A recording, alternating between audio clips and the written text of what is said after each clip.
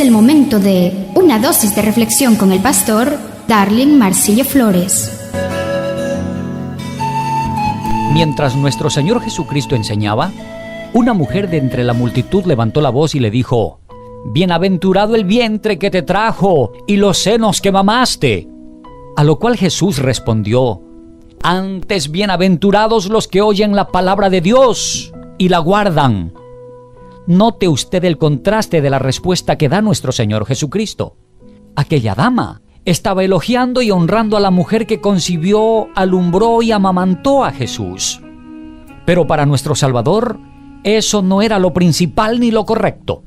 Para Jesús lo importante y prioritario era oír y poner en práctica la palabra de Dios. Por eso Jesús replicó: «Antes bienaventurados los que oyen la palabra de Dios y la guardan».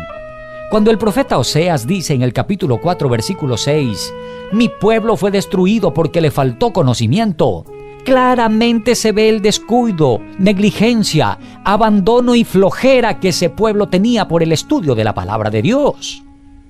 Y nuestro Señor Jesucristo está haciendo mención de lo importante que es dedicar tiempo y separar un espacio en la agenda para el estudio de la palabra de Dios.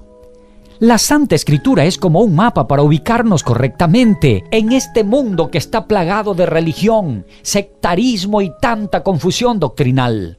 Bien dijo Santiago en su epístola capítulo 1, verso 25. «Mas el que mira atentamente en la perfecta ley, la de la libertad, y persevera en ella, no siendo oidor olvidadizo, sino hacedor de la obra, éste será bienaventurado en lo que hace». Santiago está haciendo énfasis de lo importante que es ser perseverante, constante, firme, invariable, inquebrantable en el estudio de la palabra de Dios. La Biblia da testimonio de hombres como el rey David, que disfrutaba de la palabra de Dios. Salmos capítulo 119, versículo 103 dice: «Cuán dulces son a mi paladar tus palabras, más que la miel a mi boca». ¿Sí lo nota? La palabra de Dios para David era dulce, más que la miel. Esto indica que David no se dormía mientras leía o escuchaba. Tampoco tomaba como una carga el estudio bíblico. Más bien, encontraba deleite, contentamiento y complacencia oír y estudiar la palabra de Dios. Ojalá nosotros fuésemos así, diligentes, prontos, ligeros para el estudio de la santa palabra de Dios. El rey David insiste en Salmos capítulo 112, verso 1, diciendo: «Bienaventurado el hombre que teme a Jehová y en sus mandamientos se deleita en gran manera». Como podrá usted notar, amable oyente, el estudio de la palabra de Dios no debe ser a prisa ni livianamente. Si profundiza un poco más el estudio, observará que nuestro Señor Jesucristo dice en Lucas capítulo 8, verso 21, «Mi madre y mis hermanos son los que oyen la palabra de Dios y la hacen». ¡Qué tremendo es esto! Son miles los que dicen ser seguidores de Cristo, pero cuando se les dice que busquen un pasaje bíblico, no saben ni dónde están parados. La razón es porque no la están estudiando. Solo toman la Biblia para asistir al culto y luego la vuelven a dejar sobre el velador hasta la próxima reunión. El tiempo es para la telenovela, el fútbol, el trabajo, el juego, las vacaciones, la familia, etc. He ahí la razón por la que algunos repiten dichos de viejos y piensan que son textos de la Biblia. Por ejemplo, ellos repiten: «Como dice la Biblia, ayúdate que yo te ayudaré. Al que madruga Dios lo ayuda. Cuídate que yo te cuidaré». En fin, son tantos los dichos. Si usted, amable oyente, se identifica como hijo de Dios, debe tener como hábito la lectura de la Santa Biblia y luego poner en práctica lo que ahí está escrito. Recuerde el mensaje de Jesús: «Mi madre y mis hermanos son los que oyen la palabra de Dios y la hacen». Cantar unos coritos o congregar de vez en cuando no es el requisito para que Jesús nos reconozca como hermanos. El rey David dice en Salmo 119, verso 1 y 2, «Bienaventurados los perfectos de camino, los que andan en la ley de Jehová. Bienaventurados los que guardan sus testimonios y con todo el corazón le buscan». Y Salmos capítulo 1, verso 2 dice: «Sino que en la ley de Jehová está su delicia, y en su ley medita de día y de noche». Al considerar las palabras de David, vemos que el estudio de la Santa Biblia no es una sola vez en la semana, sino de día y de noche. La lectura, estudio y meditación de la Santa Escritura ha de ser para nosotros una prioridad. Así como el humano busca alimentarse 3 veces al día, debe buscar el estudio bíblico. Así como se esfuerza por conseguir agua para beber, debe esforzarse para estudiar las Sagradas Escrituras. Si dejamos de comer, respirar o beber agua, seguramente moriremos. Si no estudiamos la Santa Biblia, ¿cómo se imagina usted que está nuestro espíritu? He oído decir que un perro puede sobrevivir sin comida por 20 días, una tortuga por 500 días y cierta especie de pez por 1000 días. Pero no podemos aspirar a ser cristianos tipo perro, tortuga o pez. ¿Cómo conoceremos cuál es la voluntad de Dios si no estudiamos la Biblia? ¿Cómo podremos distinguir entre la sana doctrina y el error sin el estudio de la Sagrada Escritura? Cada vez aparece gente con predicciones del fin del mundo. Decían que hasta el 2000 llegaba la existencia de la humanidad. Luego, el 6 de junio del 2006. Luego dijeron que hasta el 2012. Y así cada vez nuevas especulaciones con respecto a este tema. Pero, ¿por qué la gente cree a esas presuposiciones?